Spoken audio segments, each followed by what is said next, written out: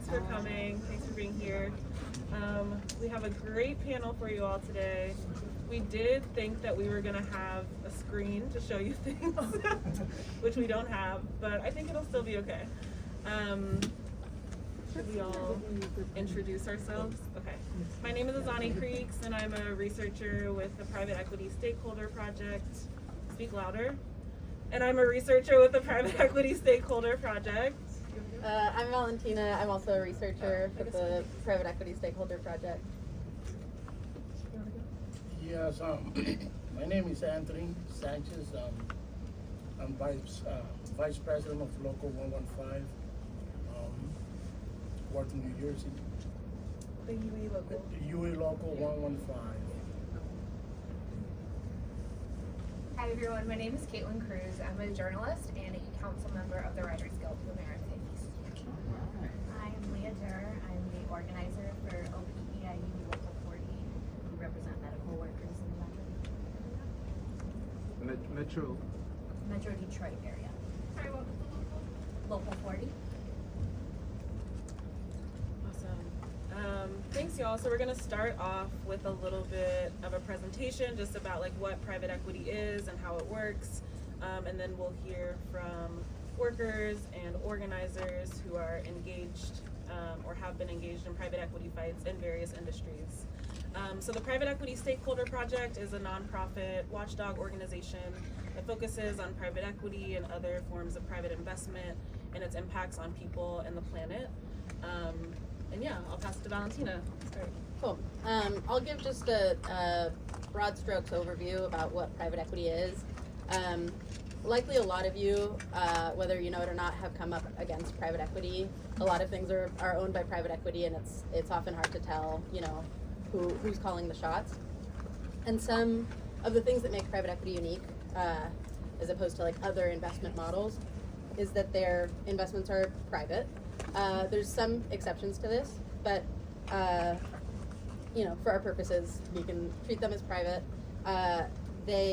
Because they aren't trading on any sort of like public exchange, there's way fewer disclosures, which makes them really hard to do research on and can really complicate campaigning on them. And then most notably with private equity is that their money comes from institutions, institutional investors, so pension funds, foundations, endowments, and insurance companies. And when you're doing a typical power analysis, you know, like looking into the ownership structure of somewhere where you're organizing or campaigning or doing research on, you know, it can get a little complicated, but usually you're just looking at who's the parent company and who's like the decision maker at the top. But because private equity funds are fundraising from other entities, there's a whole other element where the money that they're investing isn't necessarily their own. They're, you know, fundraising from all of these other entities, and those entities are the ones that have like their money at stake. So the way it works is that, say, KKR, big private equity company, will go to a bunch of institutional investors to fundraise for a fund. They usually have silly little names like KKR America Fund 12 or KKR Healthcare Strategic Growth Fund. And they're calling up all of their, you know, known institutional investors. And then with that fund, they invest out and buy, you know, a number of companies, and they try to, as quickly as possible, make a profit off of those. The usual turnaround is 4 to 7 years, and so they're trying to grow cash flow or, you know, make the companies more profitable before selling them off, and they pocket some of the money and then distribute some of the money to the investors of that fund. And right, the typical model, what that requires is like very fast value extraction. So their typical playbook, what we see private equity do over and over again is try to get outsized returns over a very short period of time. They often take on very high levels of debt. They cut corners or safety measures, and they can often push a company into bankruptcy and see little of the fallout themselves. And they, are squeezing profits or squeezing corners, trying to make as much profit as possible. And as you might guess, like that is almost always carried by workers or the people that they service. To use more of a real world example of that playing out, I'll talk a bit about Envision Healthcare. So in 2018, KKR, the private equity company that I mentioned earlier, acquired Envision Healthcare. They bought it through a fund called KKR America Fund 12. So the fund that bought it was financed by a long list of investors, including Oregon Public Employees Retirement System, Washington State Investment Board, and the California State Teachers Retirement System. And they didn't buy Envision Healthcare outright. So it was a $10 billion leveraged buyout. And they put $7 billion of debt onto Envision itself to acquire it. And as you might guess, that's like incredibly risky because even if Envision, stops making money, they're still responsible for paying what they owe. When they acquired Envision, they knew that this healthcare system had a pattern of surprise billing. So it was just like wrongfully billing a lot of the people that they served. And in 2019, there were a number of legislative efforts to stop surprise billing, which of course Envision lobbied and did everything they could to stop. But in 2020, fortunately, the No Surprises Act passed, but unfortunately for Envision, they could no longer do the entire thing their profit model was based off of. And then in May of last year, they were late on a $40 million investment payment, and 2 months later, they filed for Chapter 11 bankruptcy.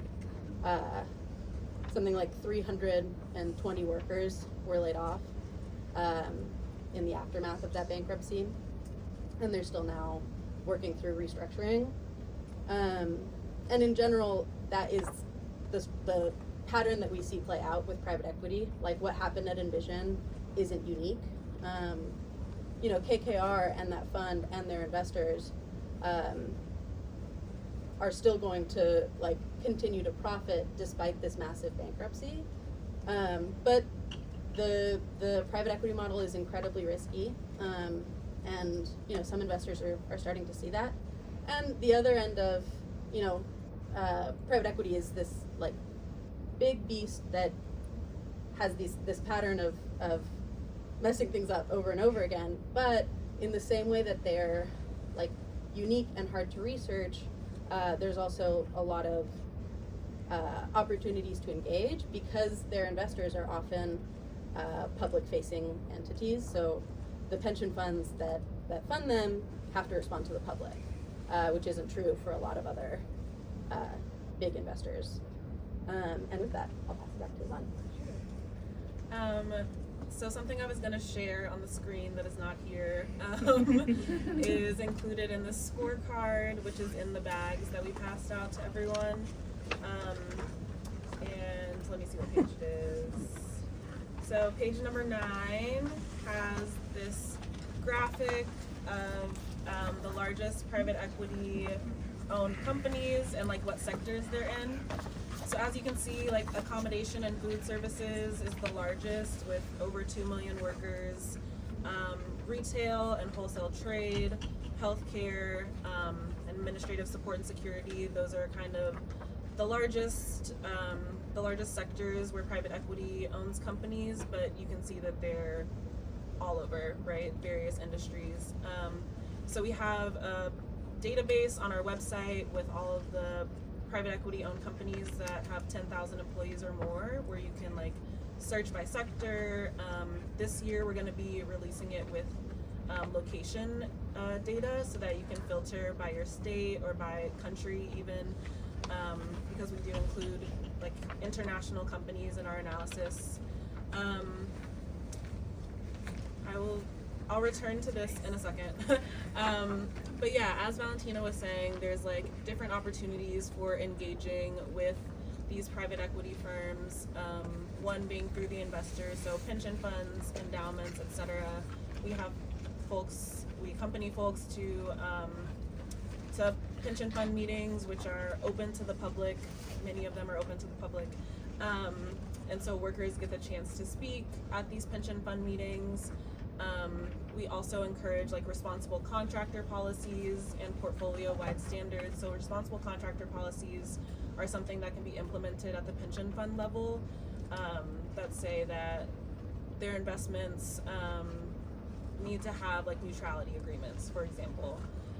And portfolio-wide standards, thinking about like what can the private equity firm implement across its portfolio to make sure that labor standards are in place. So for example, they could say any company that we acquire will have a $20 minimum wage. Now, they have not said that, but that's something that we would like for them to do.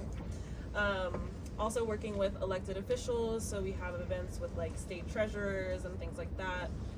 They also bring a lot of media attention if you can get elected. So I live in New York City, and Brad Lander is our comptroller, and he controls all of the investments, but he's also an elected official. And so he like wants to look really good for the elections, and that's like a good leverage point that we have. And New York City meets with like workers and folks fairly regularly, I think in part because of the like image that they want to uphold as like progressive city, progressive kind of comptroller. Also supporting local and federal policies that would increase transparency and accountability, maybe like increasing liability for like ultimate ownership. That's especially an issue in like the franchise models that we see within private equity, where the private equity firm is like, we don't have responsibility for that, not only because they're part of this portfolio company, which is a separation of responsibility, but then on top of that, there's the franchisors. That's another like degree of separation for accountability. So there's some like legislation moving around that, and just like generally increasing public knowledge about private equity. A lot of it is opaque intentionally, and so we try to do a lot of good work that makes it a little bit easier. What I was going to point to in here is on page 23. It's our private equity labor rights platform. So this was developed with United for Respect, which focuses on retail workers. And so it's like 10 kind of things that we want to see from private equity: minimum wage, equitable scheduling, etc. And these are things that we have presented to private equity firms as something that they could implement to increase labor standards, across their portfolio, and not just have it be like a company by company kind of fight, but have it be at the private equity firm level implemented across the portfolio. I think I'll stop there. We have lots of good examples of organizing in private equity. Anthony, do you want to start by just telling us a little bit about Refresco and the years of work that you've been doing? Our experience? Yeah. Well, everything started with a walkout during the pandemic, where was a big confusion about this COVID-19 thing, and we started to organize because we were working like in unsafe conditions. So we started to organize, and Can you say a little bit about what Refresco does and what you do at Refresco? Refresco is an independent bottling company that they pack for many different companies like Coca-Cola, Arizona Drinks, Tropicana, Gatorade, that it belongs to Pepsi. And what we do there is prepares the blends and the juice, and then put it in bottles and pack it. And been working there for 17 years. I mean, not 17 years for Refresco. It's just was another company and Refresco bought it.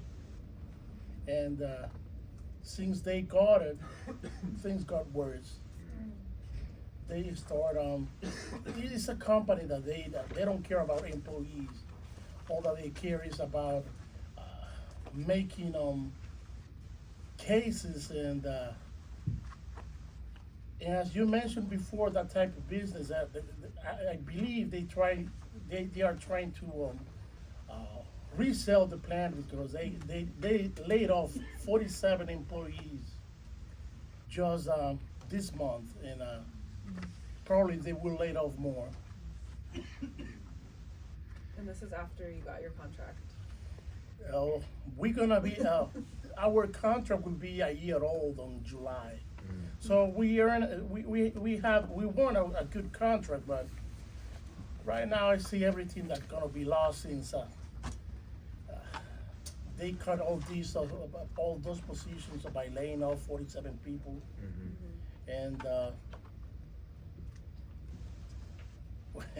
we're making less money now, because we want a good contract and good incentives, but we were working on a 12-hour schedule, and they changed it to 3 shifts, 8 hours, so we lost all those incentives we won. And now looks like they reorganizing to work 2 shifts. So they're eliminating 1 shift. Okay, so it started with a walkout during COVID-19, and then what happened? We start to organize. It was really hard, because these companies, they hate unions. They don't like unions, so they spend a lot of money hiring union busters. They hired 2. One of them before was called Cruz and Associates, and that they changed now to Quest Consulting. Yeah. So they spent over $1 million fighting the union. We won, but for a technical thing there, that the National Labor Relations, they opened the voting like 5 minutes late. They filed an appeal that because of that, they many employees couldn't vote. So they filed an appeal, and they won. They were surprised that they won it, because and then we have to make another election, and we won again.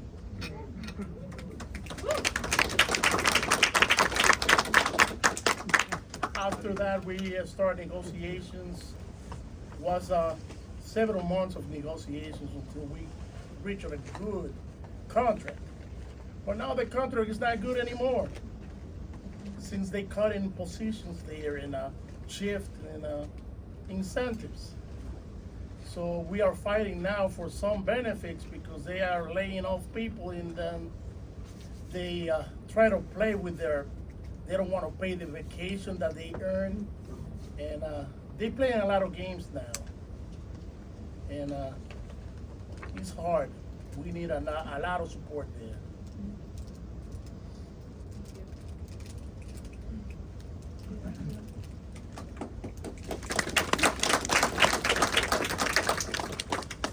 Hi everybody.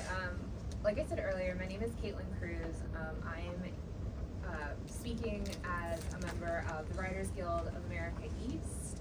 We are a guild of film and screenwriters and television writers, as well as online media journalists, editors and the like, podcasters, as well as broadcast news folks. So we really are, even people who edit, like, we really encompass everyone who kind of makes the things that you guys watch and read. and we are the sister union of the Writers Guild of America West. I am speaking today as a part of a union that organized against private equity and went on strike about 2 years ago. So first, really quickly, I'm a journalist, a reporter, and editor, and fact checker based in Atlanta, Georgia. Most recently, I worked for Jezebel until I was laid off when they ended Jezebel and then sold it. I joined the Writers Guild of America East Council representing online media members in November of 2022. And I'm also, so the stuff I'll be telling you about is when I was a part of the GMG union, which is the Gizmodo Media Group union, because these places also always have so many fun acronyms and names, and a remote strike captain. So I want to kind of talk first about organizing before and after the strike and kind of give our perspective and the strategies we used during it. So the Gizmodo media sites were going into their third contract research at the time. And so to give a very brief overview is this in I believe it was 2015, Univision and ABC had sold off a bunch of websites, and Great Hill Partners, which is a private equity firm based in Boston, partnered with some very rich men to buy a handful of these sites and make them into a new company called Geo Media. And so that's where the GM of our thing comes from. Like I said, there's always so many acronyms and weird things to keep it like intentionally opaque. And after that, then they managed to also split all of the sites that they had bought into two separate contracts, therefore, or two separate shops really, therefore like stunting worker power even further by having people on two separate contracts, even though, you know, you do the same job and you really do a lot of the same stuff. And so coming into our third contract, while that normally you think that comes from a place of strength, and on the one hand we did have that, we also had a real problem with turnover because of how private equity and the owners underneath them were running the place. They were truly running journalists into the ground over and over. Tales of burnout, people not being paid enough to live in these really high cost of living cities, and being required to live in places like New York and Los Angeles, that like we all very well know living in these places is not for the like-wallated. And so as a result, even though we're going into a third contract, we had a lot of people that we had to bring up to speed and really like tell and like get into what is Great Hill Partners, what is the company that they have formed to own our sites, and go from there. And so we did a lot of the typical research that you do with your business agents and your union staff members, right, as well as with the rank and file, because like we're very lucky in that our union rank and file workers are researchers inherently, so we did have that advantage, like so that is something that's great. And as we were approaching a very tight contract, I believe we had 6 weeks of negotiation before we went on strike. It was very condensed, because as a unit, we agreed we didn't want to work under an expired contract. We were not interested in that, keeping that status quo. And so we sent a letter to Great Hill Partners on February 25th, and I wish I could show you guys. It was a very professional, because these people are clowns. But, you know, we really thought that this was an important thing to say, like, look, we are on the same side. And so I was going to show you guys, but I want to read just one section that I think really highlights the contradictory relationship that we still had to pursue with these people, despite, like, not liking them, right? The GMG union has a common cause with Great Hill Partners in ensuring that your investment goes toward ensuring the long-term health and value of the company. In the interest of everyone who works for and or has a stake in Geo Media's future, the GMG union hopes you will agree to a meeting to open a line of dialogue and discuss these issues before our contract expires on February 28th. And so we had sent that on February 25th when we were getting the writing on the wall from management side lawyers that like this was just not going anywhere. And hilariously, as you might have inferred, Great Hill Partners did not give us the time of day. They were like, well, not our problem, you know, like you're negotiating with this other little company that we owned, right? And so, but we did like see a real value in making them aware and getting them involved, because ultimately the strategy was like making them say no and saying, no, we don't want to be involved in this process. And it's like, okay, well, that is yet another thing that when we eventually went public, we're able to tell people that's like, we are not just coming into this as people who are like real troublemakers, for lack of a better phrase, right? Like we are trying to engage in good faith with these companies. So obviously that did not work. And on March 1st, we walked out. We went on strike in March 1st of 2022. And so then our work turned toward public campaigns. Really before the strike and during those negotiating process were really private and behind the scenes things. And so then we were really lucky that we could turn publicly and sort of take that goodwill faith that we've been working on and go from there. And so that turned to things like, okay, this is gonna be so embarrassing, but I'm gonna describe a meme to you guys that I really wish I could share. But like truly, the most embarrassing thing a person can do, right? So this was also in 2022, so like this is not current, so like that's another embarrassing part of it. But there was one that was going around that said, never ask a woman her age, a man his salary, and then you put in what ours. And for ours was, or Chris Gaffney of Great Hill Partners, and then his email address, why he can't afford to pay a living wage. And that was once we went on strike, that was really part of our messaging. After 2 days, we realized that our management, so our direct managers, did not give a shit. He is well known in the journalism industry as someone who has no shame. And he has very thin skin, but no, absolutely no shame. And so targeting him was just it was just making him mad. It wasn't actually advancing anything, even though it made us feel good as like a rank and file unit, right? So we turned our focus to Great Hill Partners, and Chris Gaffney was the man at Great Hill Partners who was responsible for our acquisition. And so really targeting that person. And so then using something that our union does pretty successfully is email based campaigns. We're doing, the WGA-East, for example, is doing one right now to help the workers at Sesame Street Workshop, which you might have heard of, and the ability to email executives of something directly. We use Action Network, and it's well worth it. It gives you an editable but tailored letter that people can send immediately to the inboxes. And so these letters we were asking to be sent were to Chris Gaffney as well as the people underneath him, and being like, we will make this a problem. And so after 2 days of trying to target our immediate bosses, we went to him, and we specifically chose media that are big in private equity. So we targeted Bloomberg, the New York Times Business section, Axios, things that these freaks care about. Like they care about economic news, they care about economic media and business media. That's what they read. And so like, while it is great to target your sector and what your rank and file and your families will read, you also need to meet these people where they are, and where they are very hoity-toity places, right? Like they're people who have Bloomberg terminals in their offices, and that's what they care about. And so talking about them in those places and talking about them by name. It is fair game, and they should be known. And so one of the things that our next step in our strike after the first week was going to take our actions to Boston.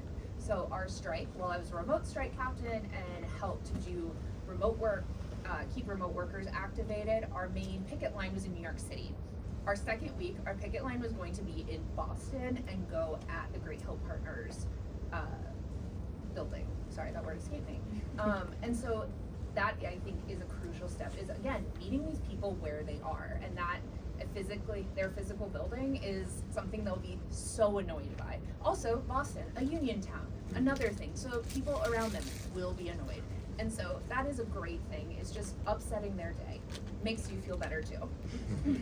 Unfortunately, we didn't get to do that because we won. So, it turns out Great Hill Partners hated getting those emails. They hated being noticed in the press, because private equity really hates sunshine, and they really hate the public knowledge of who they are. And so I think those are a really great way, if you're dealing with private equity, is to think before and after the strike. Think of both private strategies and then public strategies, because they can both serve each other, but they do need to become at different times. And so finally, I'd like to leave you guys with some lessons learned. As Valentina pointed out, these things, private equity usually goes about 4 to 7 years before they try and flip a profit on things, and journalism sites are no different. So in the past calendar year, Great Hill Partners has sold the AV Club, Deadspin. They closed Jezebel and laid off me and my coworkers. Then they sold the IP. They sold the Splinter IP, and I believe, and then they sold the Takeout. So basically half of that portfolio is gone. And it's been about 7 years since they did it. So it's like, this is right on target for what their initial goal was. And it doesn't matter that that's left like 100 people out of work. Like this was obviously a part of the plan from the beginning. And so as a result, I think something when you realize you're organizing against private equity is in these contracts to make sure that you have very strong severance minimums. That's something that saved so many of our members. Like I had 3, even though I had only been an employee for, I believe it was 2 years, I had 3 months of severance, and so that allowed like us, my family, to get through the holidays, right? And so severance, because the reality is that private equity people will lay people off eventually, so you need to prepare for those inevitabilities. And severance is one of the easiest ways that you can protect your members. And so as a result now, the Writers Guild of America East not only working on strengthening, as we have so many contracts coming up for renewal this year, strengthening severance protections, but also one of the people that the Guild writ large has partnered with is the Hebrew Free Loan Society, which gives free loans and has been doing this since the 1800s to anyone who applies. And the idea is that you have someone essentially co-sign a loan with you, but it's not like they're going to come after that person. It's to give you it's a loan service that gives you some accountability, having an accountability partner. They don't ask why you need it, but we've been looking into, as more and more of our online media folks have been out of work, and because we just had film and television writers off work for 6 months, looking at ways that we can financially help our members. And so I think that's also the next step of looking at how can you go beyond just a strike fund and just strike loans, grants, etc. But what are the next steps? Because so often work doesn't return immediately just because a strike has ended. So, thank you.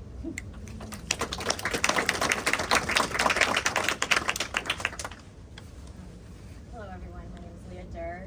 I'm the organizer for OPEIU Local 40. We're in the Metro Detroit area. We represent medical workers from everywhere from your patient sitters that are serviced to registered nurses in the acute care hospitals. 2 of the main facilities that I deal with is McLaren. It's a Michigan-based hospital. They were in Indiana and Ohio for a hot second, but they're back to Michigan only. And then we also deal with Ascension.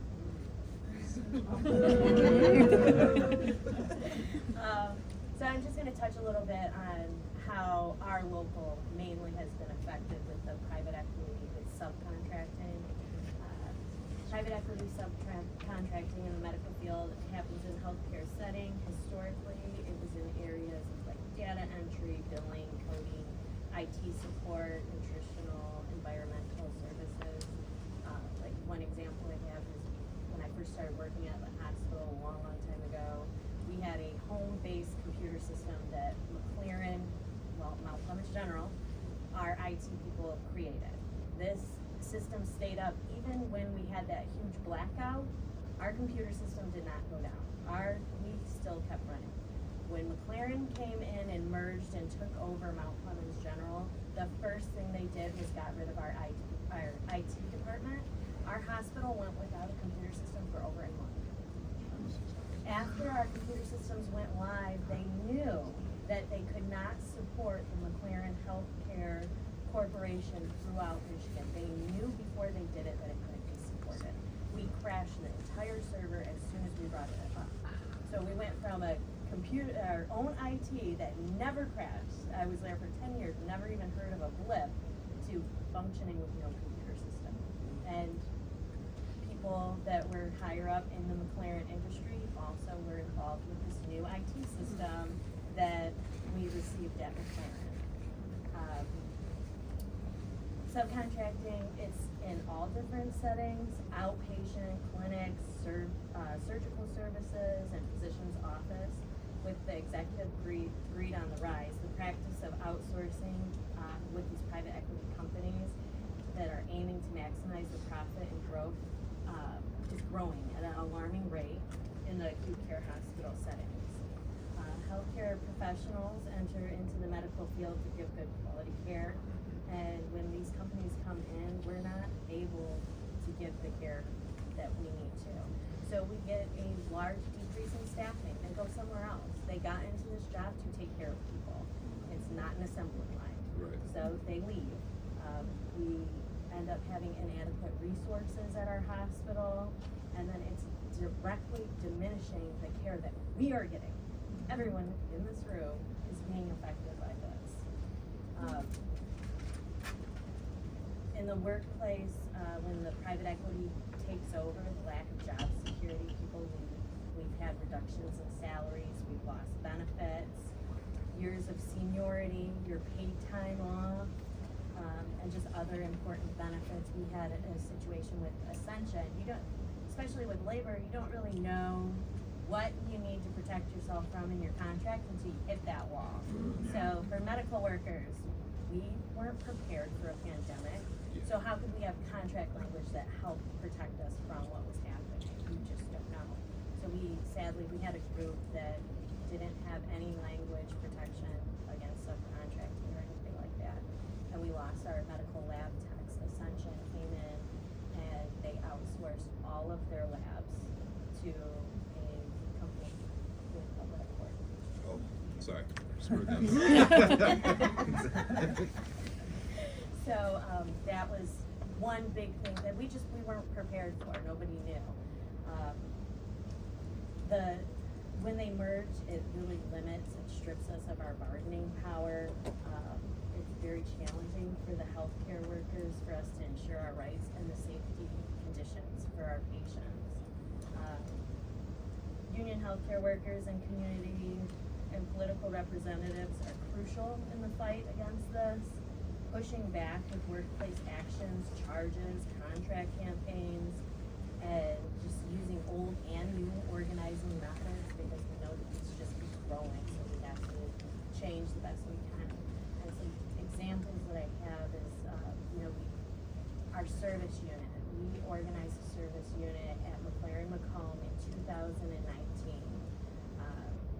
The hospital, I would say after a 4-month union busting fight, we finally made it to election. We won 2-1. Unfortunately, the hospital filed, I believe it was 23 objections and appeals. Combined, we had to fight through 3 separate regions to get our certification, and this was all in the middle of COVID. So we also did not have any union protection because, well, the hospital was claiming we didn't have union protection. So they were dismantling us. One disgusting way that, like when COVID hit, for example, we have our registration people that register you into the hospital, and then we have patient sitters. If you're maybe dementia, Alzheimer's, or just confused, hit your head, they sit with you and make sure that you're safe and you stay in your bed. These are people that were having direct contact with COVID patients for over 12 hours.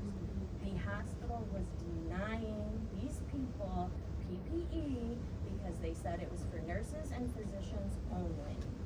Our support staff was not important enough to get the PPE, and they had to be able to manage what they had for the nurses and the physicians, so they couldn't freely hand it out.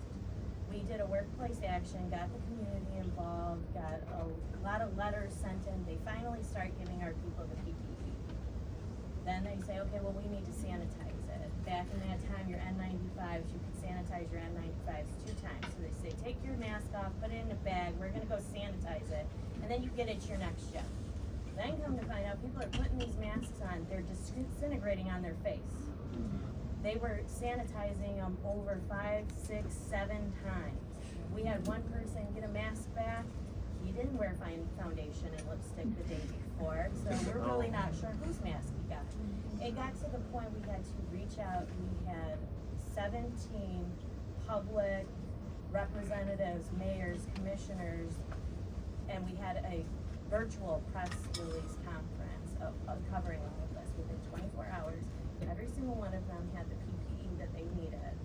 And disgusting enough, we found out after the fact that McLaren is actually a part of one of the United States' biggest PPE manufacturers. And they had warehouses of this PPE that could be provided to support staff.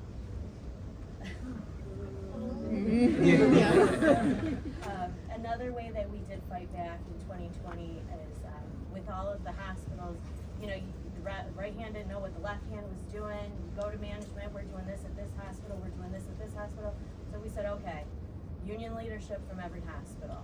We had a coalition for McLaren, and we have a coalition for Ascension. And we used that to fight for our protections during COVID, push back for what we needed. And then, amazingly enough, is after COVID, we really realized that we could use this coalition for our bargaining power. So we meet on a bi-weekly basis. It's not just Michigan for Ascension. We have people that come from Wisconsin, Illinois. Some of our people are in here today. And if anybody else is Ascension person or McLaren, you're more than welcome. Please let us know. But we formed these coalitions, and what we ended up doing, we were lining our strikes up, lining up our workplace action. Now my hospital of 200 some, you know, is 1,000. You know, so we're going on strike. Genesis is going on strike in 2 days. INA, they're going to go on strike in 3 days. You know, and we were lining up all of our actions. We voted to go on strike September 2023 or 2023 last year. Our nurses.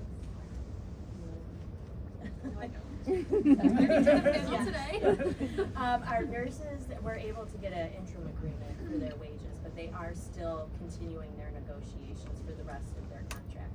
Our RTs, this was a historical strike for them. They have never gone on strike before. This was the biggest thing they had ever done, and they went out for no subcontracting, and we TA'd a contract with no subcontracting.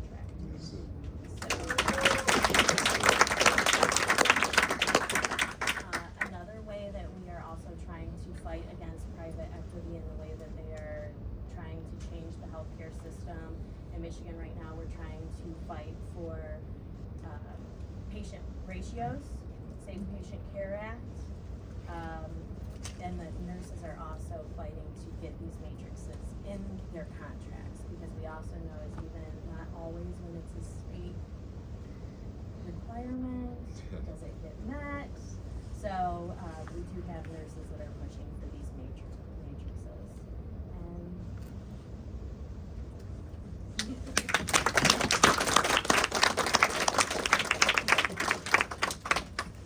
Thank you all.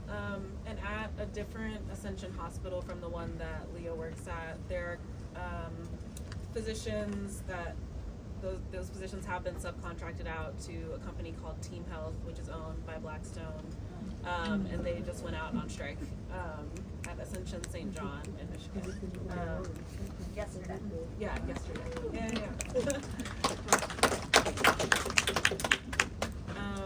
We have lots and lots of time for Q&A because when we did this panel before, there were lots of questions. And yeah, I saw this great. Okay, I've done like stacking method online, but someone just did stacking in person, which I thought was really cool. So I'm gonna, if you have questions, raise your hand and I'll give you a number so that we have like a you know, an order to people going. Okay, 1, 2, 3, 4, 5, 6. I'm gonna stop at 6. Okay. 1. Yeah, thank you all so much for your time today. I'm curious, hearing the fact that a lot of these private equity funds are funded by pension systems. I'm curious how exposed unions are to those kind of investments, and if there are unions or categories of unions that are particularly heavily invested in private equity. I would say that union pensions are invested on like a much smaller scale than public pension funds, but there's definitely some investment. What would you say? Yeah, we've not done like too much engaging with like Taft-Hartley fund sort of groups, but when we have like, yeah, we've seen that they're just like not quite as invested in private equity as say like the state teachers retirement system. Two? Yeah. So specifically in the case of like a company like Ascension is technically a non-profit, but it has this, you know, multi-billion-dollar investment firm arm called Ascension Ventures.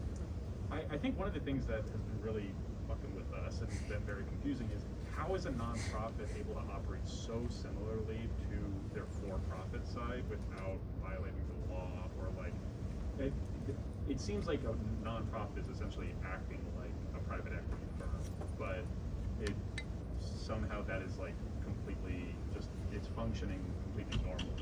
Yeah. I'm just wondering, like, yeah, do you see private equity like practices moving into the nonprofit sphere? Yeah. Just this week, it was announced that the SAT, the like college admissions exam, is like partnering with a private equity firm. Partnering with in the same way that like Ascension is partnering with.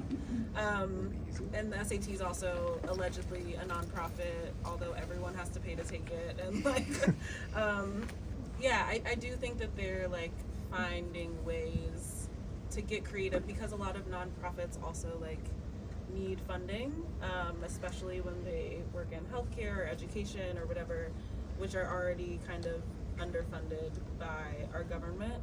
And so private equity steps in and is like, we can help you with that. And so I do think that like it's going to be popping up more, but I don't know. Do you have other examples? Number 3. Yeah. Hey, Jackie. So I have, from hearing from all of you, it sounded like 3 things that came out in the concepts of like at least bargaining for a contract, were things around like assets and sales, subcontracting, and workplace safety, especially in the case of COVID-19. How difficult, or rather, I would say how difficult was it to then translate that, like you could say from a legalese standpoint, into like tangible, actual situations that people then could take into different situations? Like in your example with Refresco, like you've been working there for a long time, but as long as people are concerned, as long as they're not looking at it's the same company, but they still notice these changes over time. Like, I guess then, what kind of methods or approaches did y'all feel that was the most effective to have people understand these things, and also then use that language in our spaces? Because I can see that also being a bonding point with other companies, other locals or union tribes in that case.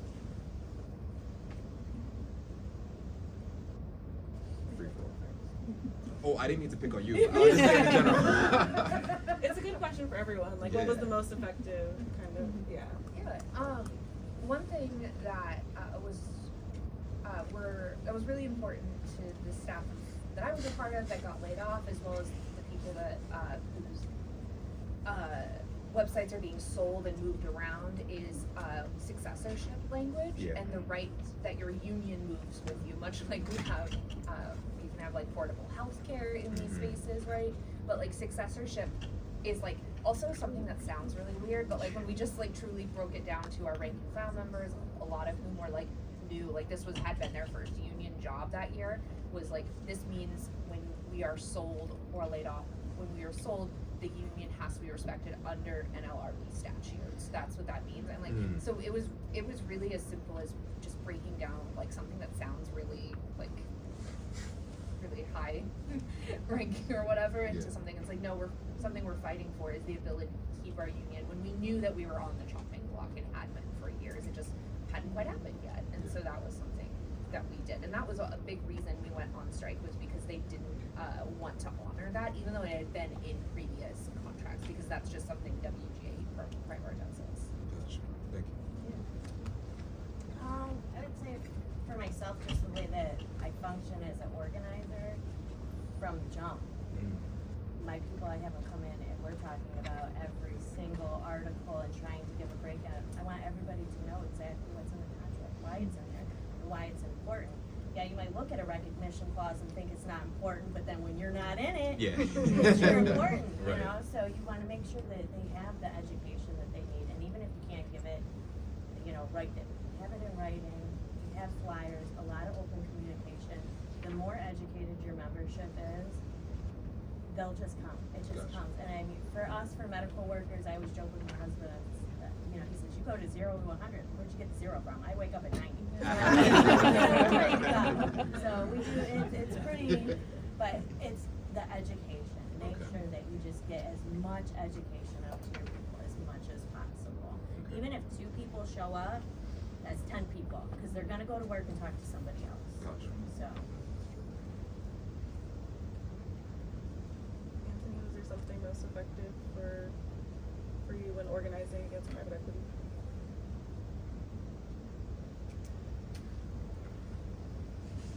Most effective? Mm-hmm. I think I covered all. So.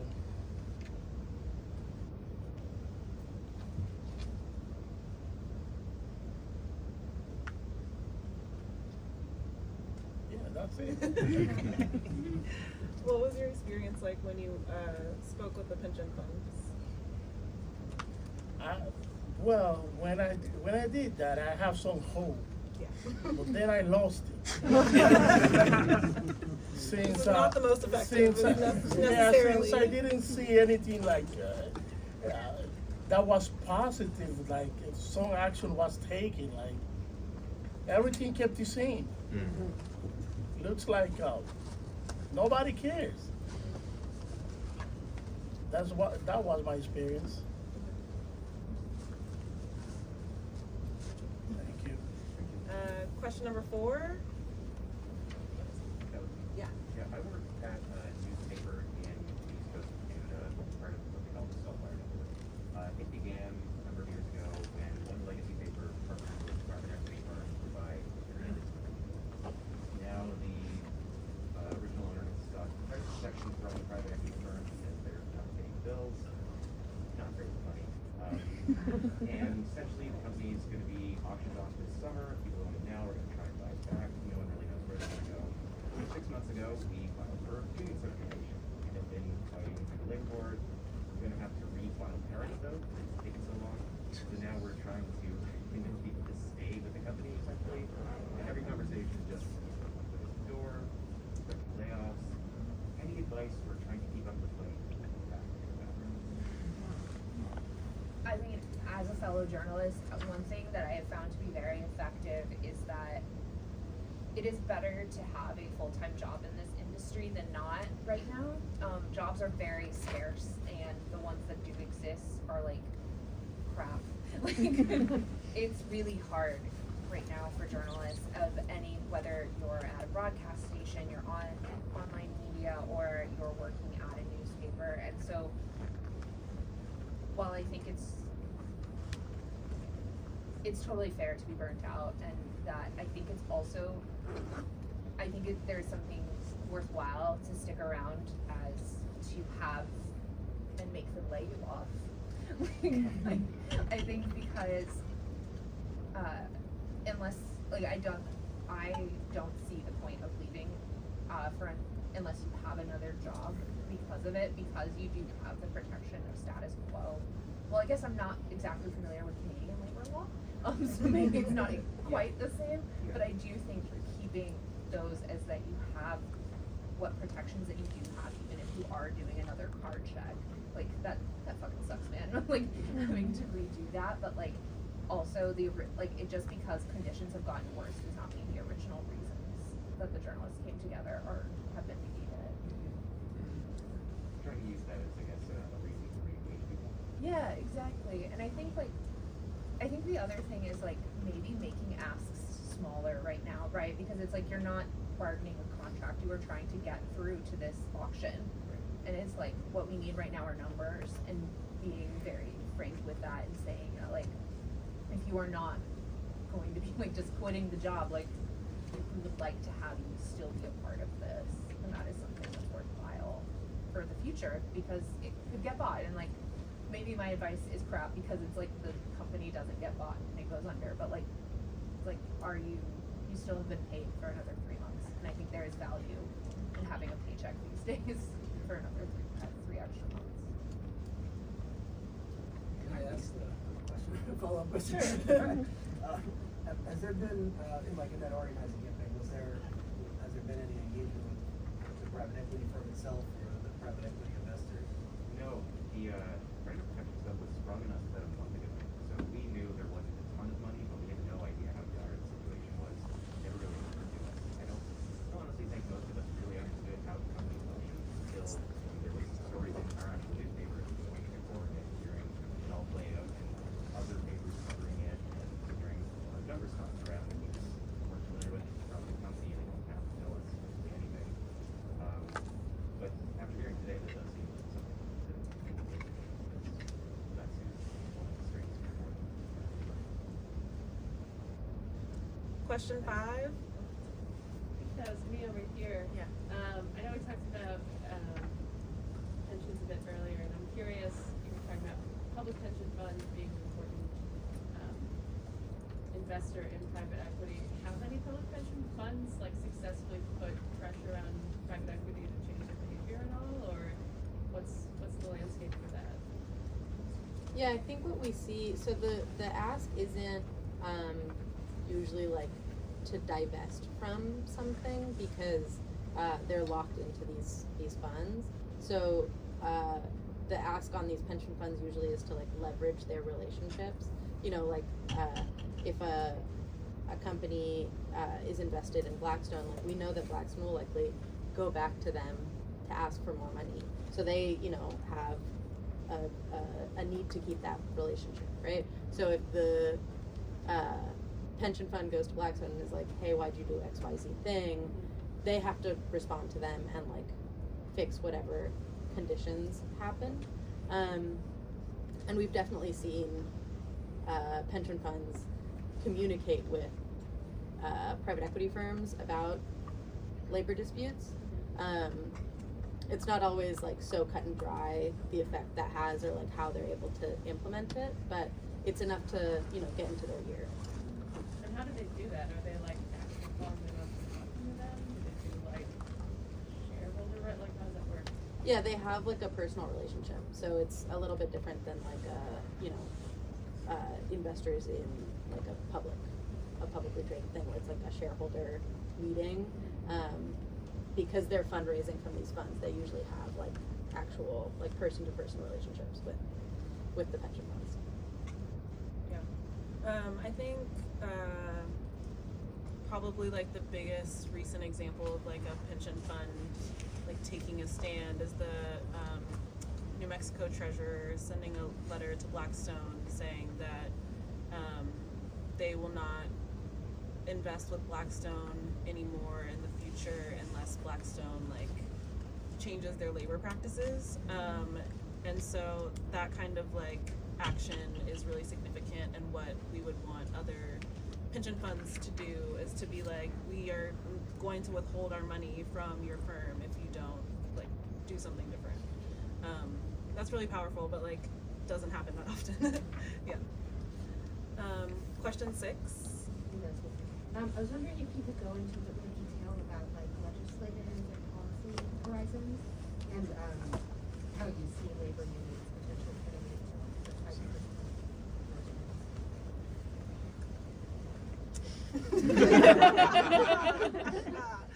Our policy person is not here. I think there's a couple different things. There's severance legislation that's mostly moving at state levels. New Jersey passed a severance bill, which isn't specific to private equity, but of course, since private equity is always laying people off, is really important.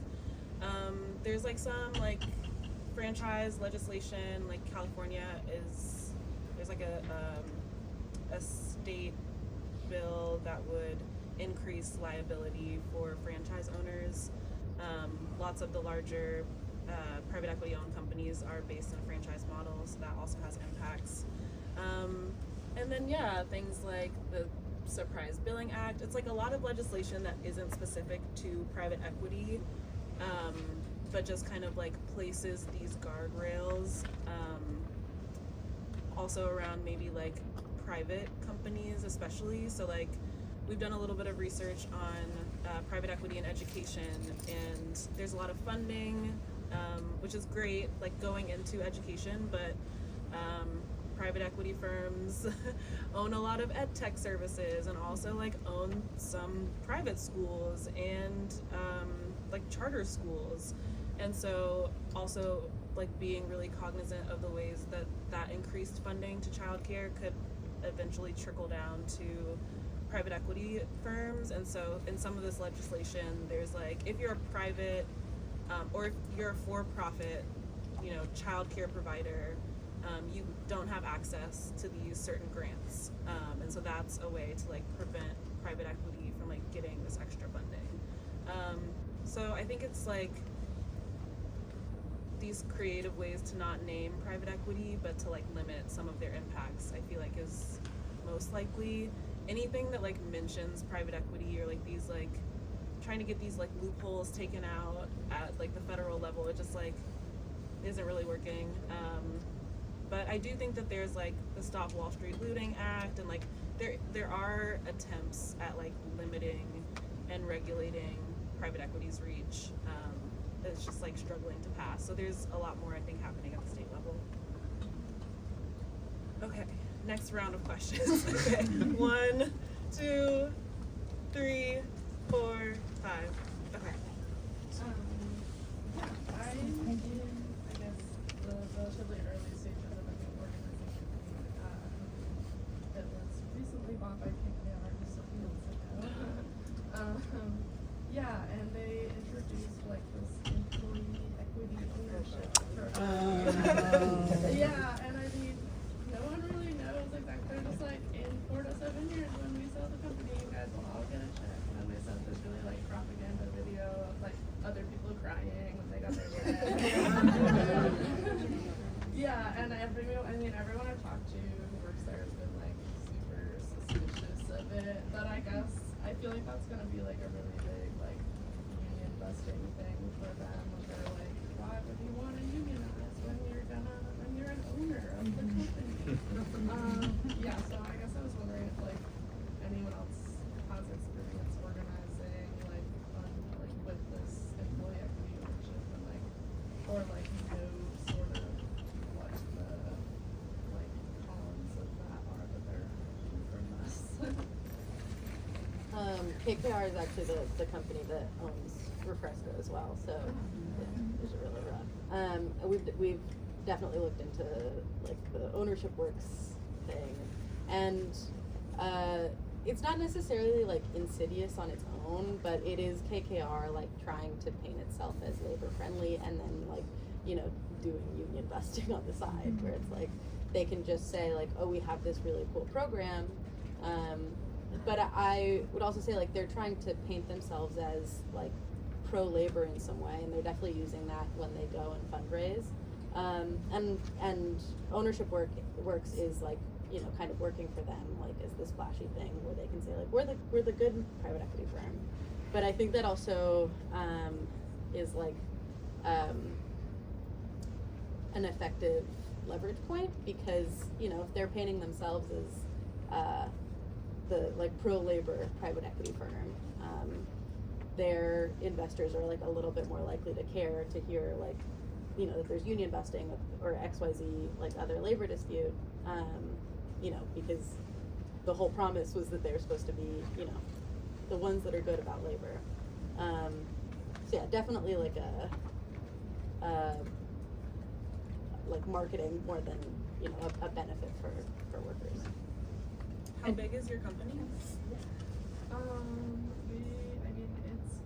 global, but mostly in New York, but it's got just like a couple thousand.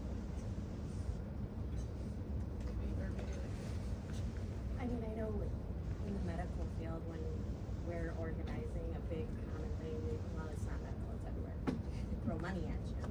So then when we tell our workers is, I'll take your money and I'll organize, and then I'll get it in a contract. So That's what I was gonna say. There's Yeah. literally no reason, like, you're not asking them to like go full co-op, but even though that's like what they're alluding to, but like there's no reason that these kind of things can't be a part of the contract. Like if they're offering it, it becomes a permissible subject.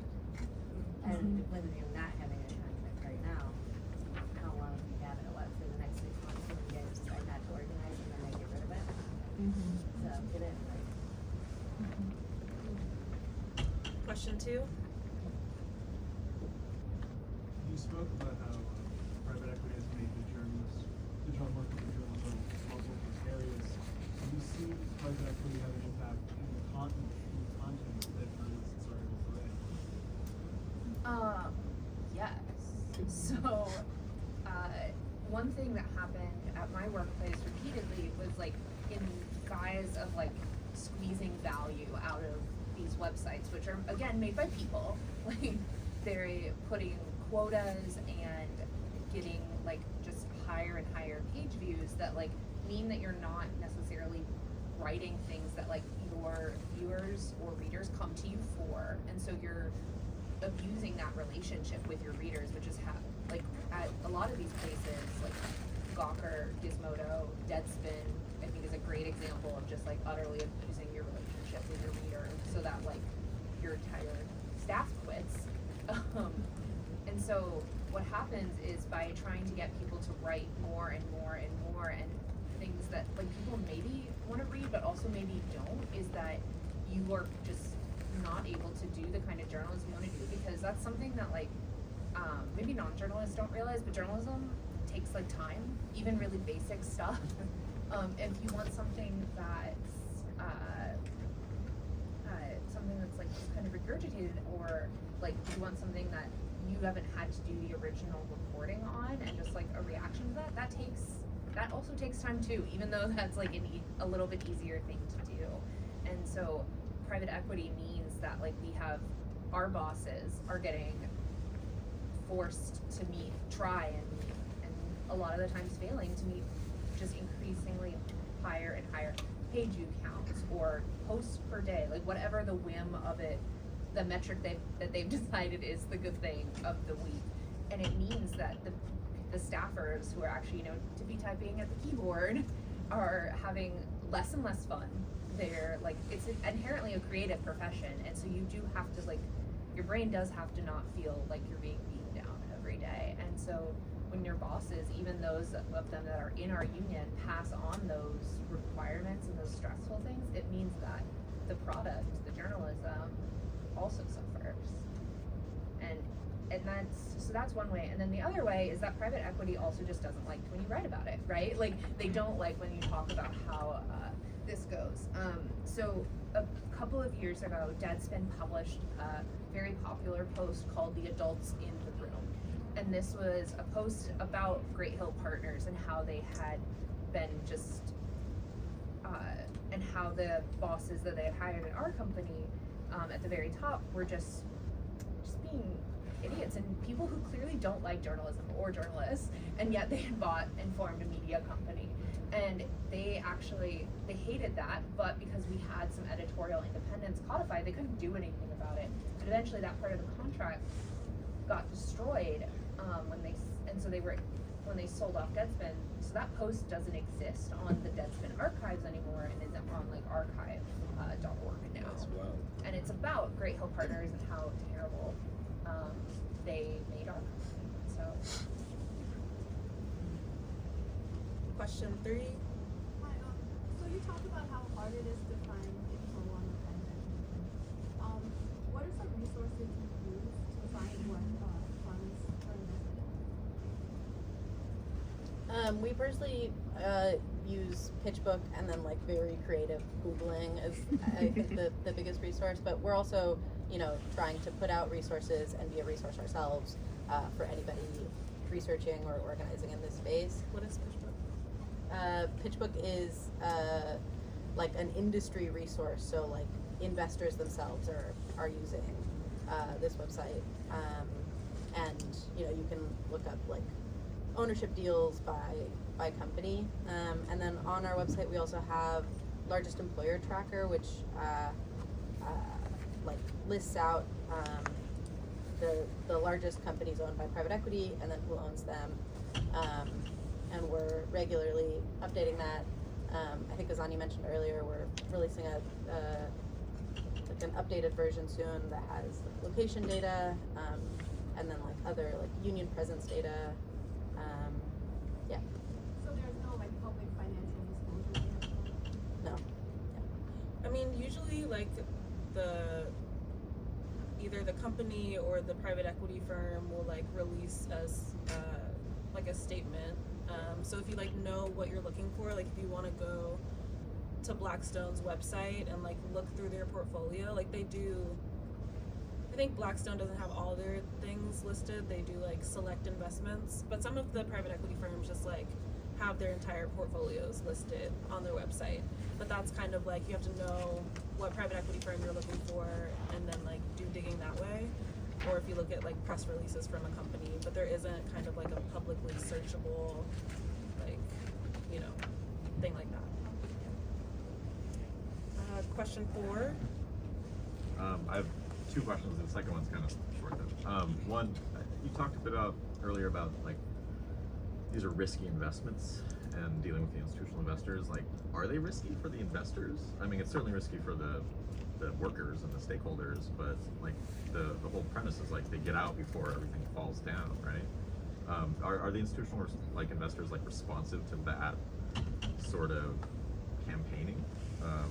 That these are just bad investments? They are like pretty regularly able to get returns, so that's definitely true. Like they're able to like market themselves as like very profitable, like they'll be able to get investments. But when we talk to pension funds and other investors, we are like almost always leading with a fiduciary risk argument, because you know, even if they're like public facing pension funds, they still have like a responsibility to get returns or whatever. But the like fiduciary risk, I mean, first of all, like not all funds are profitable, so like you can still point to like places where funds have failed because of risky practices, because of like bankruptcies, etc. And then also because of the risk of like you know, like headline risks around controversy. So like they might not be losing out on a fund that used child labor, but they don't want, you know, their pension fund name associated with child labor. There's also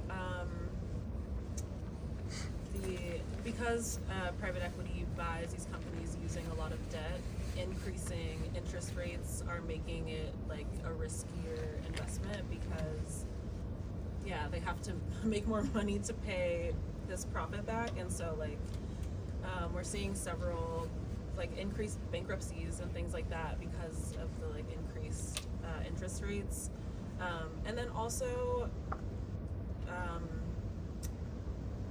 because the way private equity firms like require the investors to pay management fees, and so yes, you might be getting like a decent amount of money back, but then you also on top of that have to pay like millions of dollars to the firm to like manage your money, and so when you like factor in the fees and things like that, it's not clear that private equity actually provides greater returns than just like investing in the S&P 500, and private equity can kind of like fudge the data because there's no accountability, and so it's also unclear how they're even coming to these valuations.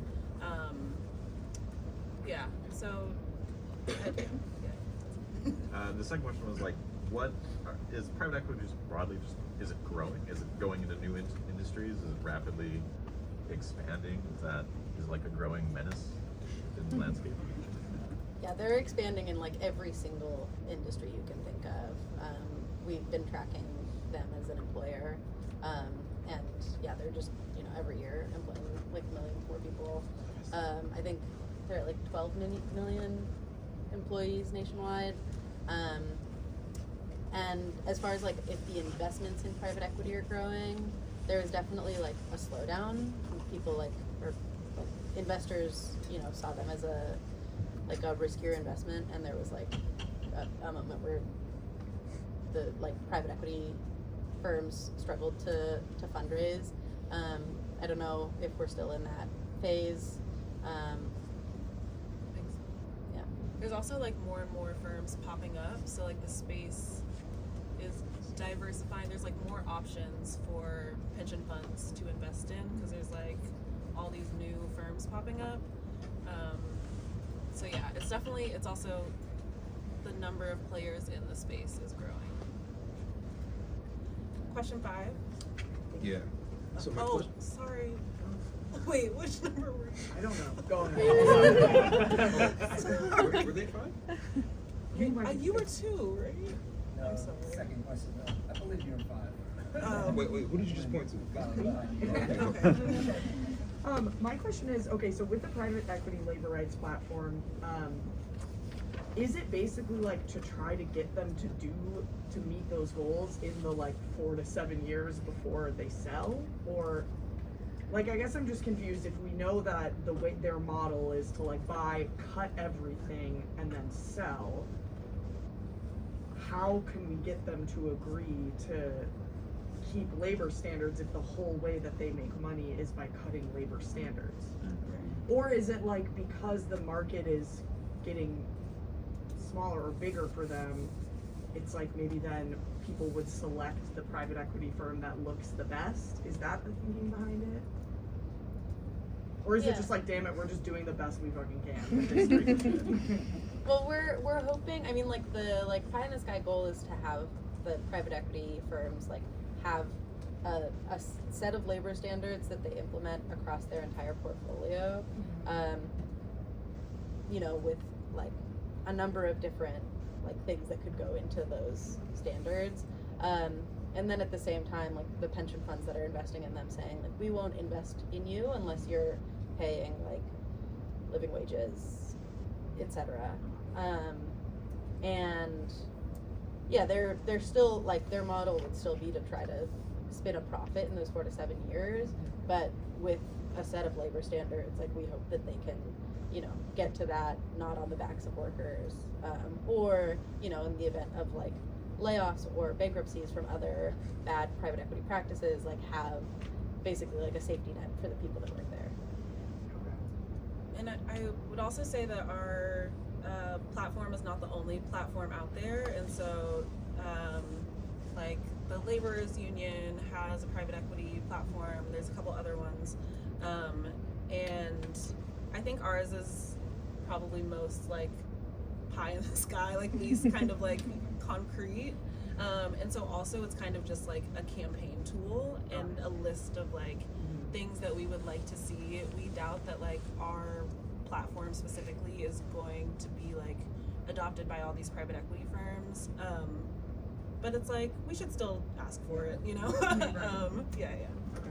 I would add also in terms of like the campaign tool use of it, there's like the ability to tie like disparate labor disputes to a PE firm. So like instead of saying like here's this one labor dispute, you could point to like all of the spaces where they're like missing the mark on the list of like labor all the same platforms. person. Yeah. And I guess it seems like it would be helpful to be like, you should agree to this, and even them saying no Yeah. is useful. Right. Yeah. I had something to that. Sure. Colleague of Lasagna and Valentino also. I was just thinking because when we're thinking about the campaigning, like if this were a room full of pension fund staff and private equity executives, very glad it's not that big of a room, right? Like we know that these are the ways that they cut costs and they squeeze money out of a company. But like if they were talking, they would be talking about, oh, we go to these companies that need money and we invest in them and we build them and we make them stronger and then we sell them now that we're able to do that. And for the pension funds, we can make you 15% return on your investment and keep your pensions solid.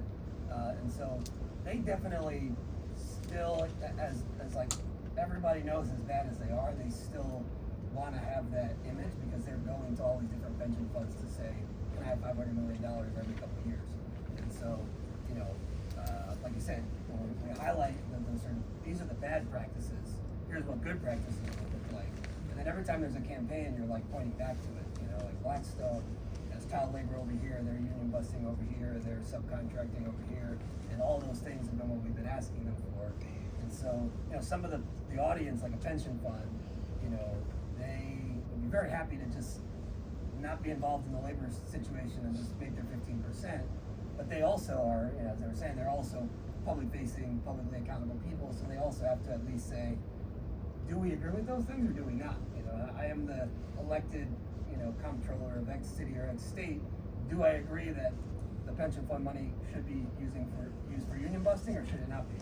And, you know, that to the extent that there are all sorts of workplaces that are related to it, all sorts of unions and worker organizations, it's sort of like, you know, these companies are big and bad and evil and they're everywhere, but that's also a place where, you know, we could all be working together to kind of point to what it should look like and, you know, going to those folks that have the power to do it, you know, and call them to account. You know, like I said, if the pension fund is saying, yes, it is fine to take our money and union bust with it, yes, it's fine to bankrupt a company and fire everybody with no severance fund, then they're gonna have to say that, right? That's of course in that conversation.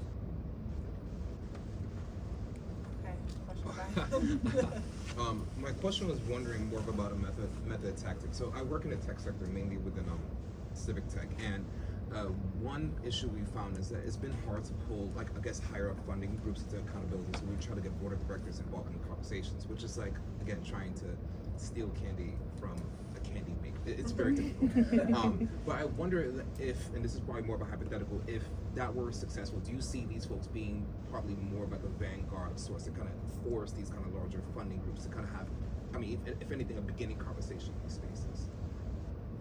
I mean, I think it depends on who you're dealing with. Some people, like some board members, you know, their reputations really matter and their image really matters to them, and so maybe. And then there are some people who, like, I truly just want to be like a very rich person who no one knows about, you know?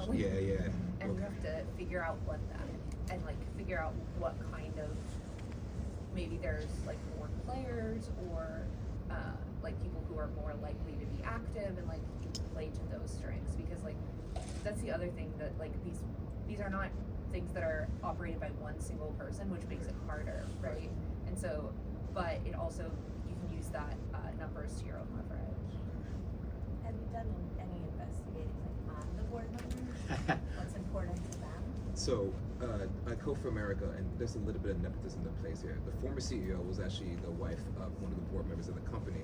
Obviously, they had to leave for reasons clear. But when it came to kind of push some of things, it was as if the emails were bounty. They weren't. So it became difficult, and it's not hard to pull into a physical location because Code for America became more remote. So that was more of the kind of the question there, or rather more of like the hope of the objective of the question there. Like, if not pulling into conversations, like the shame that kind of pulled them into that place there. In the case of, again, we're gonna name them. Tim O'Reilly runs a large franchise known as O'Reilly Media. Does not like public contention at all, and has kind of told the members at the time, so just like, don't engage in stuff. If anything, he'll redirect this more to the CEO. So that's been kind of more challenging places. Frankly, the only thing we've managed to do is get them to tell the CEO to force us to give us their finances, because either that or just go to the street saying that we don't know, but they want to fire things. So yeah, in that space. And I'll just, go ahead. Oh, I mean, the tactic, with our board members, even at the hospitals, they're usually close community public leaders. That's And nice. I mean, we had something like that happen where we went to the board board members to try to put pressure just for us to get our certification. And at the time, one of the people that sat on the board for the hospital was the mayor of Mount Clemens. So you would think, going to talk to the mayor's gonna put pressure because they're voted for by the residents that we take care of. Right. And the mayor said that it was conflict of interest and that they couldn't support us. She was mayor for 14 years, I believe. That year, we made sure she was gone. We got a new one Okay. there. Okay. We gotta let them know, like, we're coming for you. And if it's not you, then we're coming for the next one. If it's not the next one, we're coming for the next one. Okay. Thank you.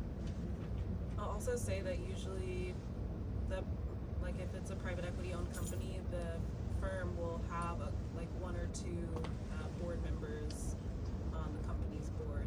So that's another pressure point. And also whoever's doing the acquisitions. Like in our case, Chris Gaffney, he was responsible for whatever, I don't even remember what division we were under at that point, but he was the head person of that. And because it was his pet project, project, he had been involved in the initial acquisition as well. And so like really going back into seeing how the like the marriage first came to be, and then going up from there. Thank you. We have time for a few more questions if there are more. Okay. 1, 2, 3. I have a question. It's sorry, I don't have like a great way to phrase it, but I'm not currently going to school, but the college I was going to, a lot of times they would like students who were on campus would have a lot of criticisms for like private equity that was like involved in certain parts of like campus life. Like one example was at one of the schools in our consortium was like pretty like heavily funded by KKR, and one of the board of trustees members was both Roberts and Travis, I think. And so what was like getting a lot of attention at the time was that KKR was like funding a pipeline that was like really harmful against the Wet'suwet'en people. Anyways, I just like, I know that this is a labor conference, but I guess I was wondering if any of you all had thoughts about like non-workers who are trying to do organizing work against private equity, I guess like especially students, and I guess the fact that like the sort of like pie in the sky goal for students would be to like remove KKR from having any relationship with the school. That was a question.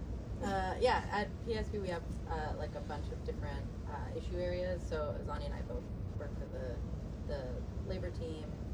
We have a climate, healthcare, housing, detention, surveillance team. Did I miss any? And yeah, private equity is like in like basically every major industry and messing things up for more than just workers. And you know, the strategies change organizing in a lot of places, but the power dynamics are kind of the same. So this sort of like uncovering private equity is kind of at the heart of it. You know, like they're able to hide so much because of the like complicated structure, and then like understanding their investments is also important. In terms of student organizing, so Michael Fish is the CEO of American Securities, which owns ViaPath, which used to be called Global Tellink, which is like a prison phone communication service. And he sits on the board of Princeton Theological Seminary. And so the students, right, it's a little bit wild. The students there are like organizing to try to get him removed from the board. And then also right now, students are occupying the lawn at Columbia University in New York, and free Palestine. Like one of their demands was to get financial transparency from Columbia, which they successfully won. Okay. And so there's a lot of like, I think a lot of like transparency kind of things are important, especially for private schools, because they don't have that data about like where the endowment is invested and things like that. And then in California, the UC system just had this like huge partnership with Blackstone, and I think AFSCME 3299 and some other like groups tied to the UC system are like organizing against Blackstone. So there's definitely like student stuff happening around private equity and like financial transparency. I think Claremont Montana had a KKR related campaign too. Probably. Yeah, that was pretty cool. Is that Oh, cool? I Yeah. guess like You know, you said consortium, I was like, are you Yeah. that one? But I was wondering if like people have like successfully removed private equity like from like their school or other institutions. It's a part of like the longer BDS movement that like students for decades have been like organized against apartheid in South Africa. They organized against Vietnam. It's like the efforts are a part of a very like long and noble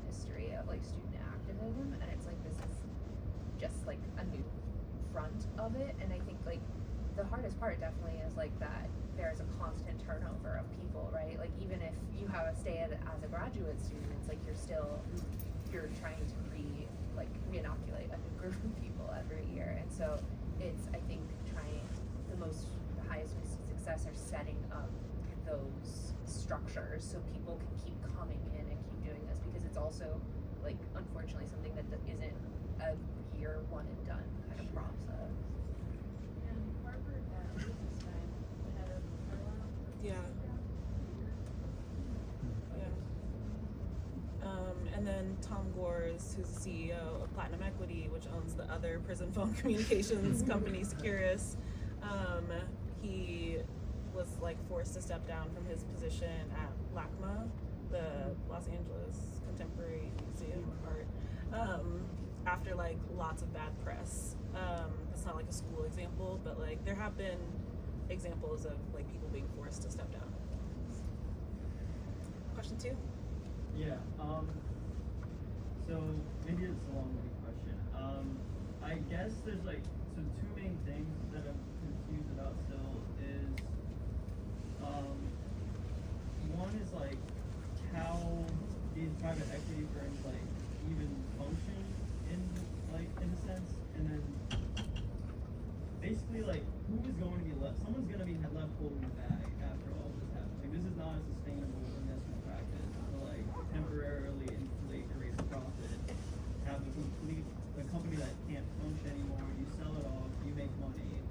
The person that ostensibly now owns this company has something that doesn't work or is just complete crap now.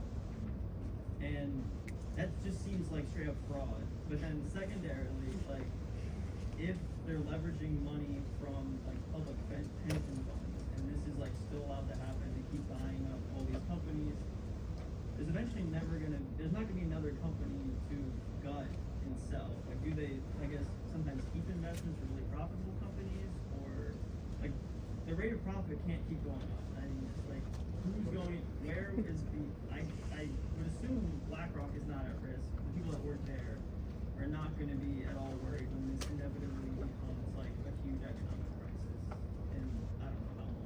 But do you know sort of like the outlook there, or if there's any, I guess secondarily is, not that I have any trust in like the FTC or the SEC looking into like these trading practices, but like is there any movement there from like a federal regulation standpoint? So sorry for a lot of questions, but it's very, this esoteric financial tool always, I can't understand them. I think this only answers like a part of it, but I think at the heart of a lot of it is that private equity is like pretty creative about squeezing profits, especially when pushing a company into bankruptcy. So oftentimes they'll put debt onto the companies that they own, which means that they're not like liable for that debt. So you know, either the company goes into bankruptcy and they, you know, are not liable for it, or like the company is suffering but they put debt on it and pay themselves out with the debt. So we saw that happen with Toys R Us. Yeah, Toys R Us, Albertsons recently, where it's not coming from, it's not like It's more not on products their sold books. and so they're getting more money. It's like they just put debt onto a company and paid themselves out with it. And you're right that it's not sustainable, but they're, you know, not really seeing the consequences of that. Yeah, for sure. So is it, so like when they put debt, they like the holding company has debt, and then they buy a company, and that company now like owns their debt, and it's like do they, because you can like transfer like debt, like you know, like student loans owned by someone else that like owns my debt. So is it the same sort of system?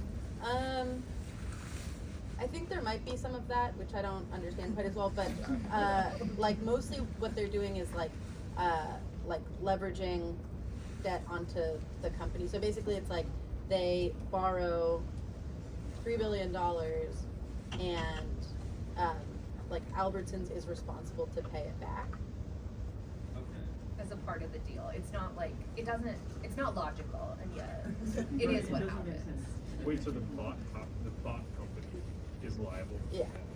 Yeah, because it's a part of the acquisition, because in theory, they're bleeding money and they're in a precarious situation. So they're the ones, in order to get out of the precarious situation by having these new investors, like they're negotiating against themselves. Yeah. I mean, we're gonna be holding the bag. Is the answer. It's us. So you're right. It's the workers. It's the patients. It's the tenants. It's all of us.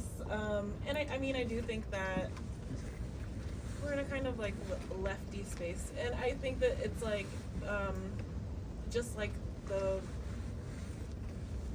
worst, most accelerated like version of capitalism. But like this is like none of this is sustainable. Yeah. Like, you know, and so like yeah, private equity specifically as a model isn't sustainable, but like all of these like business practices kind of generally are leaving us holding the bag. I don't know. They can always just kind of like pass it off to the next person, and it'll eventually be us. Okay, last question.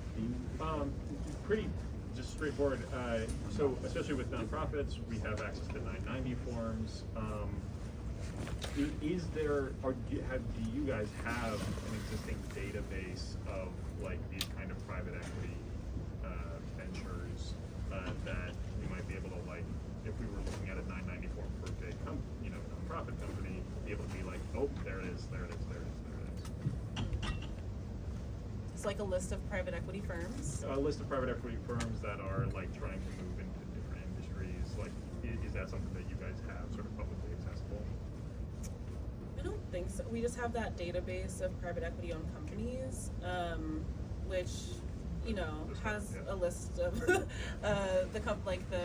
firm and like what sector it is and things like that. So it's not like every private equity firm, because maybe there's some that don't own companies with 10,000 or more employees. But it's a good like place to start. Add to that? Oh, yeah. Sorry, I'm also with PESP, but we're trying to get there. So like, Fantastic.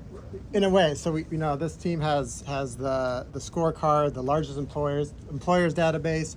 Our healthcare team put together a hospital tracker, and so we have a database of all private equity owned hospitals that we know of on our website. Our climate team has a tracker of at least the top private equity firms in the energy space and what kind of companies they own, whether that be renewable, fossil fuel, you know, things like that. So we are trying to get there because it's so opaque. But these are some of the databases we've been able to put together. So yeah, we have a few of those. Yeah.